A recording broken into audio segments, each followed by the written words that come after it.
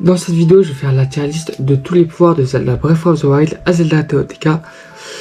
Et on ouvre tout de suite le bal avec la carte qui va dans ne sert à rien. Parce que genre on peut déjà aller dans la carte, donc je comprends pas trop pourquoi ça a été ajouté en pouvoir. Mais on n'a pas besoin de le récupérer, donc voilà. On classera ça après. Duplicata. En vrai bon. C'est juste un peu dommage que ce soit vert, que ce soit du coup pas très beau, mais sinon à part ça, ça va. Et aussi que ça coûte du sonium, c'est un peu chiant, mais ça passe. Ben, que dire de plus? Ce pouvoir est trop pratique, c'est un des meilleurs pouvoirs je pense de TOTK avec Amalgame. Parce que, genre voilà.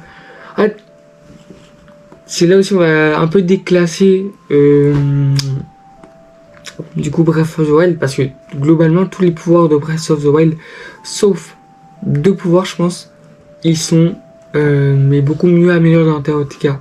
Les seuls pouvoirs entre guillemets qui sont mieux dans Zelda Breath of the Wild que dans TOTK, c'est le Cinétis et la bombe ronde. Ce Lacarré, je dirais pas que je m'en sers, mais je m'en sers vraiment très peu quoi, ça. Donc on va le mettre dans Midae, dans bon, parce que ça reste une bombe. Donc je le mettrai là. Après, c'est pas ça que c'est infiltration, un des meilleurs pouvoirs. Mais ici là, genre je suis vraiment déçu entre guillemets, parce qu'il a un potentiel incroyable, mais celui-là est mieux. Enfin, le Cinétis de Breath of the Wild où tu arrêtes le temps littéralement, bah genre c'est trop bien. Par contre, le seul petit problème c'est que ça dure pas très longtemps, mais au moins c'est présent quoi. Le Destry Légende, on va le mettre ici. Ah, je vais être sympa, je vais le remonter. La glace, tu vois, en fait, genre plus mid. Amiibo, Estière, parce que c'est trop bien. Honnêtement, quand t'as la flemme de farmer, c'est génial. Les photos, c'est pareil. Ça, je pensais vraiment pas dire ça. Mais, genre, il y a plein de fonctionnalités dans les photos. Et du coup, j'adore faire ça. Bon, j'adore juste me positionner en endroit. Et puis, en plus, on peut critiquer la Switch parce que c'est pas la console la plus performante. Mais les graphismes de Zelda, ils sont quand même assez poussés. Et je pense que c'est un des rares jeux où je peux vraiment m'arrêter et juste me poser et prendre des photos parce que c'est trop beau, vraiment. Alors, du coup, le pouvoir de Riju, en fait, genre, c'est un pouvoir du Urbosa, mais en moins bien. Donc, on va le mettre là. Parce que le pouvoir du Urbosa, tu vois, c'était mieux. En fait, genre, c'était. Comment on dirait, plus ce truc. Par contre, les éclairs sont plus beaux. Parce que les éclairs dans Breath of the Wild, j'ai jamais compris. Pas genre, ils étaient verts, enfin, genre, une sorte un peu de vert fluo. Alors, dans TOTK, ils sont bien jaunes, quoi.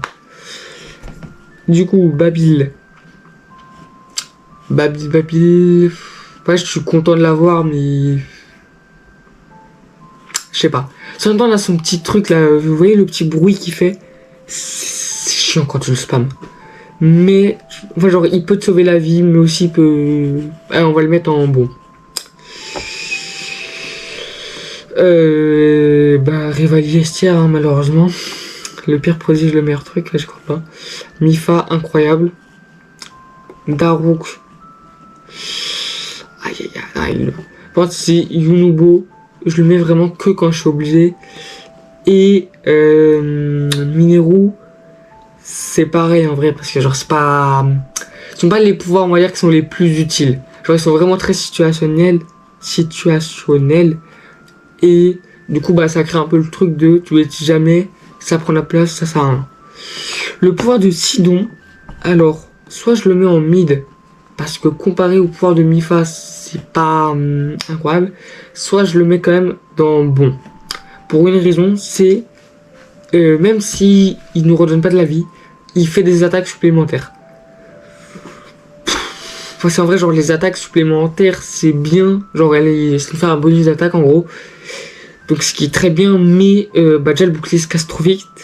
Et le problème en fait, genre des prodiges dans TOTK, c'est que tu dois venir à eux. Et tu dois pas appuyer sur un bouton comme tu faisais dans Breath of the Wild. Donc c'est moins facile en situation de combat, quoi. Genre, les prodiges, ils vont être plus galères à choper dans une situation de combat que dans Breath of the Wild, où c'est toi, tu décides de les invoquer, on va dire, entre guillemets. Donc, mais après, Camille Avril est très pratique parce que ça te fait des dégâts, plus tu utilises une lance Zora, ça t'augmente vraiment beaucoup les dégâts. C'est pas français, mais bon. Allez, dans ma grande bonté, on va le mettre dans bon. Donc voilà à quoi elle ressemble notre belle tier list, et c'est la fin de cette vidéo. N'hésitez pas à vous abonner si ça vous a plu, et à la prochaine vidéo.